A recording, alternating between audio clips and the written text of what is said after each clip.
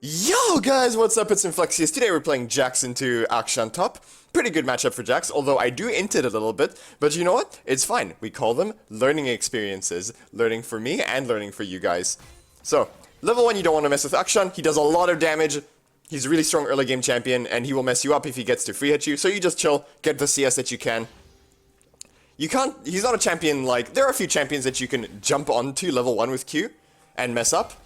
But Akshan is not one of them. Akshan will mess you up if you do jump on him without Counter-Strike. So the key to this matchup is forcing him to use his Q. Forcing him to use his Q to disengage from you with the Q movement speed that it gives, right? Because he can't disengage from you with the E, because as long as you're on top of his hitbox, it cancels. Like that, right? This Akshan tries to E away from me, and it cancels immediately because I'm on his hitbox. Now, Akshan should never try to do that because, you know, it cancels immediately. So what they'll generally try to do is use their Q movement speed to get away from you as fast as possible.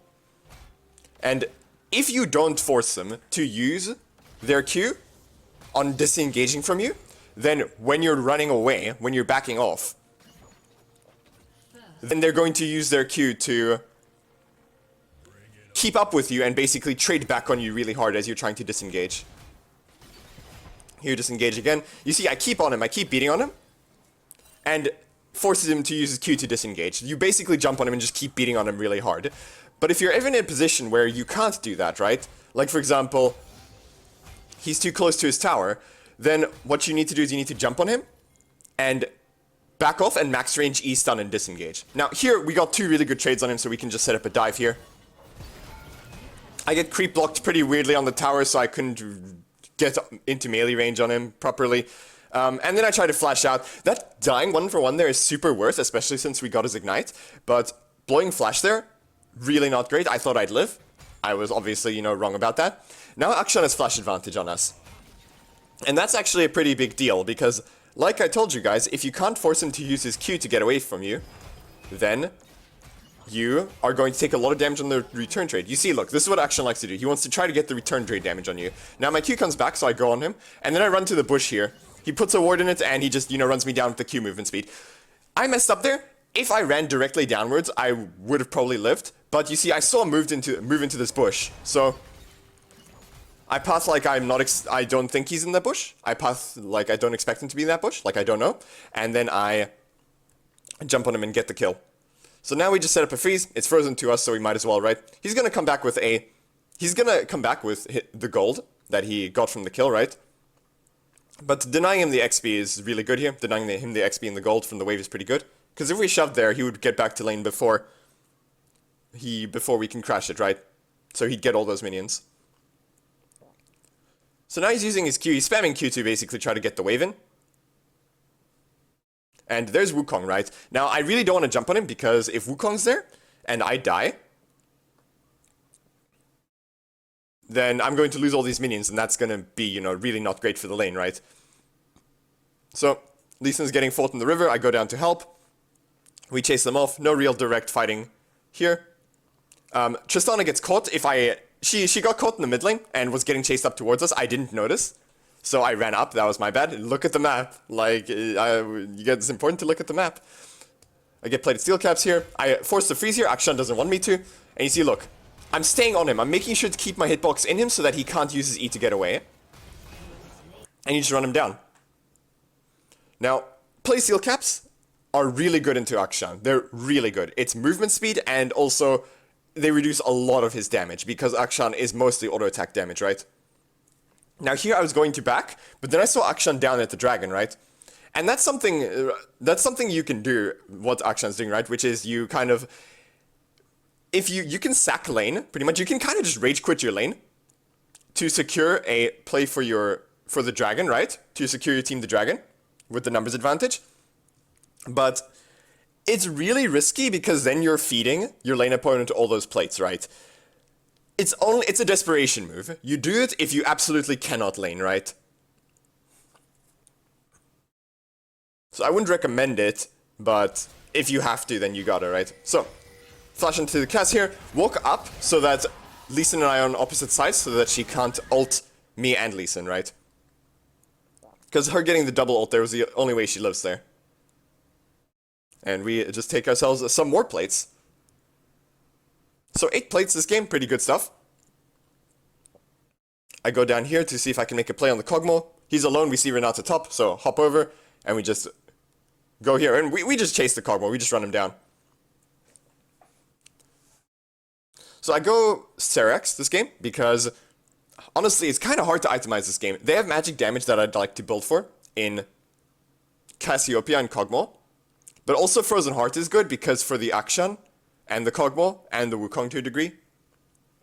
But I wanted protection against their AD and their AP in one item, so I went Sterak's, basically. So, teamfight going on here. I'm looking for something to TP to, and I find the cannon minion, I start TPing to it. Come in, jump onto him. Get knocked away by the Renata, but it's fine, Tristana can kill him, except she hops away when the Kog'Maw's on 1 HP. I'm ready to hop on the Renata there, but I didn't see the flash animation, so I didn't notice that she flashed over the wall. But we can just go for the Akshan here, eat the biscuit, get enough mana to E, and finish him off. Now I recall, start working towards my Spear of Shojin, because I really want some ability haste. Having the E up more frequently versus Wukong, Akshan, and Kog'Maw is obviously going to be super valuable, right? So just shove bot lane here. Get the wave in. Apply the side lane pressure, right? Like, it's super valuable to apply side lane pressure. Gives you farm, and and forces someone to respond, right? So here, I'm just hovering, making sure that the Wukong can't flash onto my team. I mean, not flash, flank into our team. Just cutting off that entrance for him, basically. Playing Gatekeeper, and then we just run down and shove the next wave up. Just keep the cast down here. We have TP coming up soon, but we don't have it up quite yet.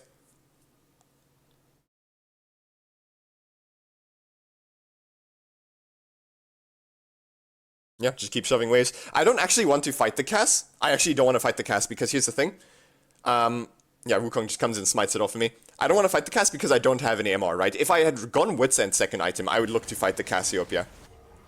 But with just Sterak's and plated steel caps, I'm not really feeling super confident in 1v1ing her.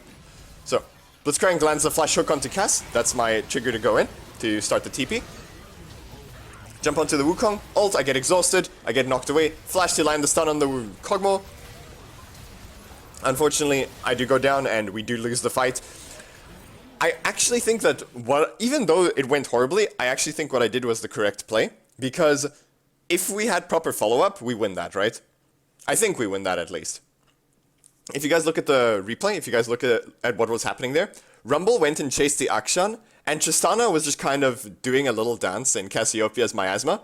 But if they responded immediately towards engaging on the Kog'Maw, and then I land stun, we'd kill him, and then we could, play the fight out from there, right? So I think we could have won that. So, they have Akshan matching me, which is great because this Akshan is so far behind, and I am Jax. I'm just going to walk at him here. Press R, counter-strike running, hop on after him, and then just follow him for the last order, and there's that. Because Akshan cannot... if Akshan's this far behind, he cannot hold Jax in the side lane. It just doesn't work. So we just get our tower here for free. I could push another tower, but I don't know where Cassiopeia is. She might be coming to stop me. I'd rather recall, get my health and buy my items, and then TP, and then be ready to TP if they need me. You see the fight is going on, Wukong is engaging there. I don't know if Cass is at the Baron or bot side, but she was up there. If I knew the fight was going to play out that way, obviously it would have been better for me to just, keep pushing bot lane and maybe get another tower, right? But I didn't know, right? I wanted to secure the Baron. I wanted to make sure that we don't lose that, Because getting that Baron is huge there. So we get another tower here, really good stuff. I'm working towards Frozen Heart now, because like I said, it's really good into everyone on their team except for Cassiopeia. So we're just applying pressure here. There's teammates applying pressure mid, I'm applying pressure top. Trying to choke out tower. I'm just trying to keep Cassiopeia up here. And I'm ready to rotate if they need me. So, fight's going on, I start rotating. Cass flash ults in. I go on, try to flash onto and one-shot the Kog'Maw, but that doesn't work. Kog'Maw flashes away, and I just get gunned down. That was Now, you see, last fight, I felt like I didn't play badly, right? Or too badly, at least. This fight, I played horribly. I accept that. Here's the thing. This is what I did wrong in this fight. I should never have gone on the Kog'Maw there. If I wanted to be daring, I could have gone in and messed with the Cass a bit, and then backed off. And then, like, ward hopped out or something. Because here's the thing. Wukong was diving into our team. All I needed to... So, my team had something to focus. All I needed to do was pressure the Cassiopeia and the Kog'Maw there. Because I can't fight them 1v2, right? So I just needed to pressure them and make them feel like they can't walk in to assist their Wukong. Because if they do, I'll flank them. So here, there's a fight going on mid. I walk over here. Try to finish off the Wukong. But, you know, he stopwatches, and I'm actually perfectly fine with that. Stopwatch is such a powerful item. And if he wants to use it there, if I can get in there and force it for pretty much for free, right? Because I won't need my ultimate before it comes back up. Then I'm super happy with that. Forcing stopwatch is great. I'm going Wits End next item, by the way, because, you know, I'd like the magic resist. Wits End is just a really good magic resist item for Jax as well. So, Lee Sin lands the ult on the Kog'Maw. We finish him off there. See, Wukong has no stopwatch, so he drops pretty quickly. I'm murdering my Blitzcrank here a little bit because of Renata. And yeah, we get the Baron. Really good stuff. Up to top lane. Shove, shove, shove. Because I could back with my team right now, but I'm not really feeling it, because I have pretty good resources, and I'm really close to my wit's end. I can't actually buy anything, and I don't need to regenerate my resources, right? There's a fight going on in mid lane. I'm pressuring the Akshan here. I back off, because I saw Cass moving, but then she stopped moving. Akshan has no E, I can just jump on him and murder him here. He can't hold me, like I said, he cannot hold me by himself. So, take the tower, and run away, because Cass is on her way. Ward hop the Q to make sure that I do not die to it. Because if she lands that Q, it gets pretty awkward pretty quickly, because I get slowed by the Rylai's and she gets the movement speed, right? So I decided to just take the inhib there, instead of trying to flank or something. And now we have the Wit's End. And then the other nice thing about the Wit's End is that it helps us work through... The attack speed and the on-hit effect is going to help us work through anybody that's pretty tanky on their team, which, honestly, the Kog'Maw is building tanky, the Cassiopeia is building tanky, and the Wukong is baseline tanky, right? So, I flash on after the Wukong, start beating on him, but Tristana gives him another gap closer in her ultimate. Or gap maker, it gives him another dash away with her ultimate. So, sad stuff, but it's fine, it's fine. We're trying to apply pressure here. See if we can't get ourselves a play. Blitzcrank lands the hook on the Wukong, but we can't really do much about that. We can't really do much with that. We decide to call it here. So yeah, we are full build now. I get my Elixir of Iron. The health and the tenacity are always really nice on Jax. It's pretty much the Elixir I always go. Now, let's see. So, we see their team is a little bit overextended in top lane, so we dash for the Renata, see if we can't get it, and we manage to. Really good stuff. So now they're down 2 players. We need to get through their Nexus towers. Here. I'm willing to fight the Wukong here while my Counter-Strike is up, but as soon as my Counter-Strike wears off, I hop out because I don't want to get gunned down by the Kog'Maw. I jump into the Cass here, but I immediately disengage. Kog'Maw gets freaking sucked in by Blitzcrank, hooked in by Blitzcrank, and then ping-ponged around by Tristana ult as well. That looked pretty funny. But yeah, that's another one down. We can take the second Nexus tower here. And yeah, that's that. Well, hope you guys enjoyed the video, and hope to see you in the next one.